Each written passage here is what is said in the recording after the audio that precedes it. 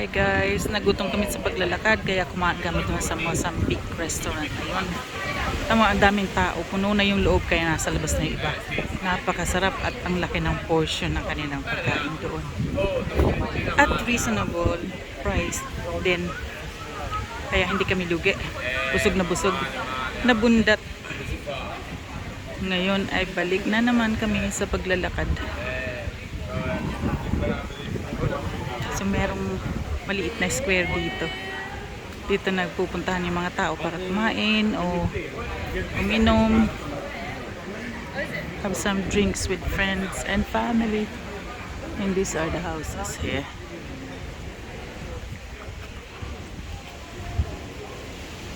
Halos pare-pareho lang ang style.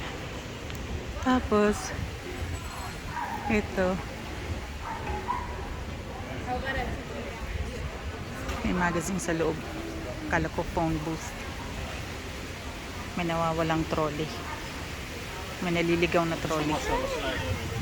Tapos famous dito sa Laganyang tiles sa labas, sa harap ng bahay. Ganyan, isang design yan. Marami pang design na iba. And then balik tayo sa paglalakad. Uphill. Look at the pavement. This is slippery when it's wet.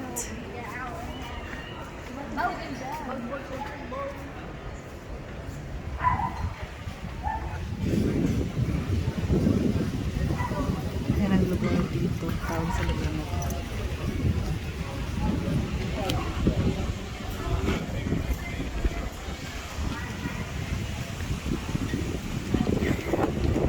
Let's keep walking up the hill since we have recharged and energized. Back into walking.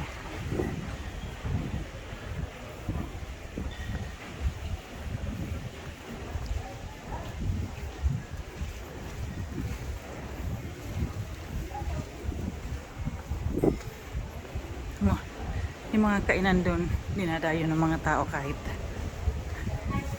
papasukin.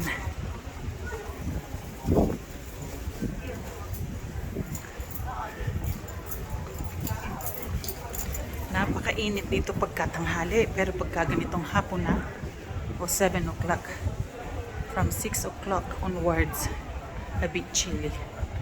So you're gonna have to bring your cardigans. Yes, up here that's the left and we're going to the right, down this way. Hiningal na ako doon sa kunting hill na yun. Ito lahat dito. If you want to come out for a drink, for a meal with your friends and family, this is the place to go in this area. Yan.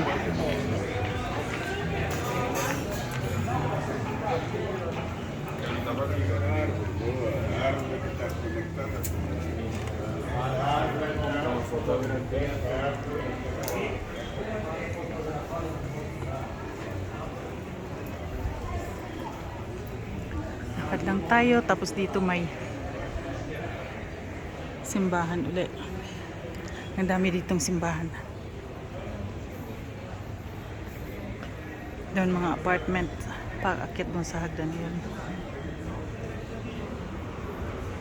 Ito, may corner shop.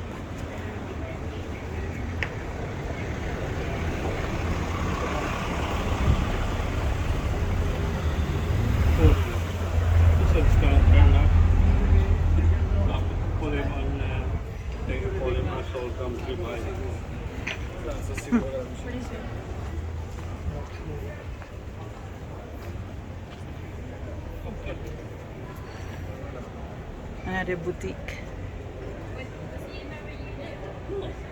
We can go in. Sarado na yung boutique na yun. So,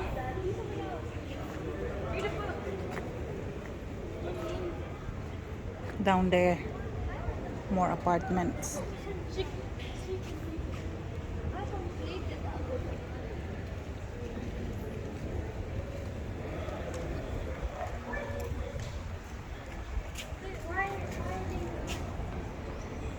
They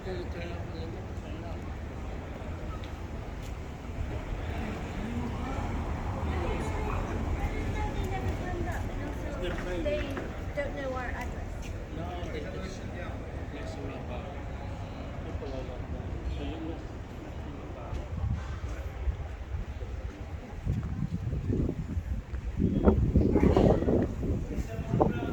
More apartments down there. Ade, ito. Ibang design na naman ng tiles dito.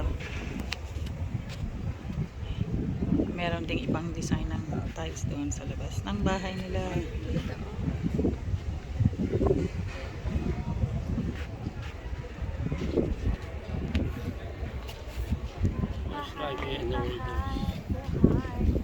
What tree is this? Is it like peaches? Look. No, there's fruits. Orange. Is that orange? Orange. It looks like peach. It's too reddish.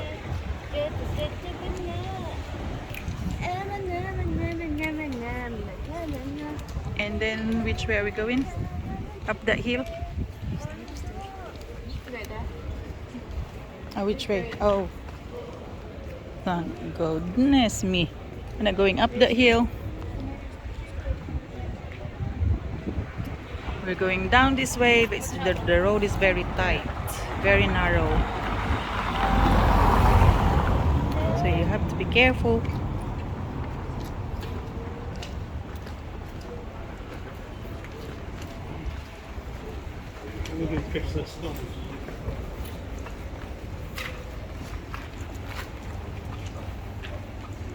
Very narrow yung road. Diyan dadaan yung sasakyan, and then dito ka sa tagiliran na to na may mga bars, diyan ang daanan ng tao. That's the pathway or pedestrian way as they call it.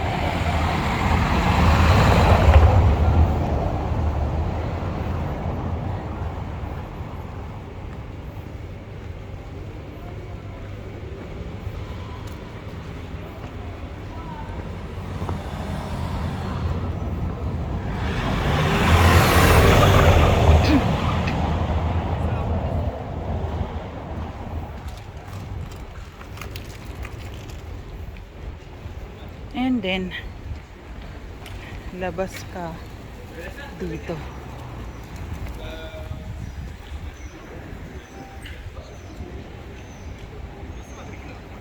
Main road.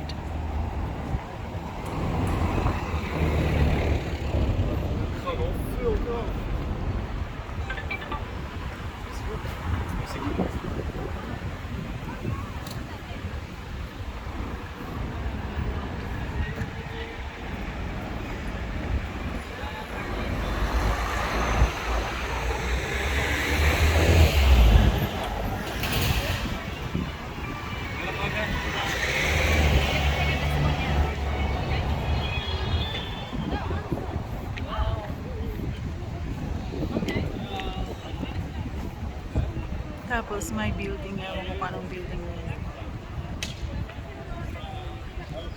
Might be a government office. Tapos tingnan mo yung doon sa bahay sa tuktok ko. My gosh, pag doon ka nakatira, tapos aakyatin mo yung hagdan na yan up the hill. Eh kung may shopping ka pang bit-bit, hingalin ka pag mayroong kang tuhod na katulad ko. And then the shop up there is called Bingo. Pupunta kami dyan to buy some groceries and then bili ng pang lunch para bukas dahil pupunta kami sa Fatima. We have a long day ahead of us tomorrow. We booked a tour to Fatima, Batalha, Obidos, and Nazareth. So it will take 8 to 11 hours as they have explained when we booked the tour. So let's go and get some groceries, guys. I'll see you in a bit.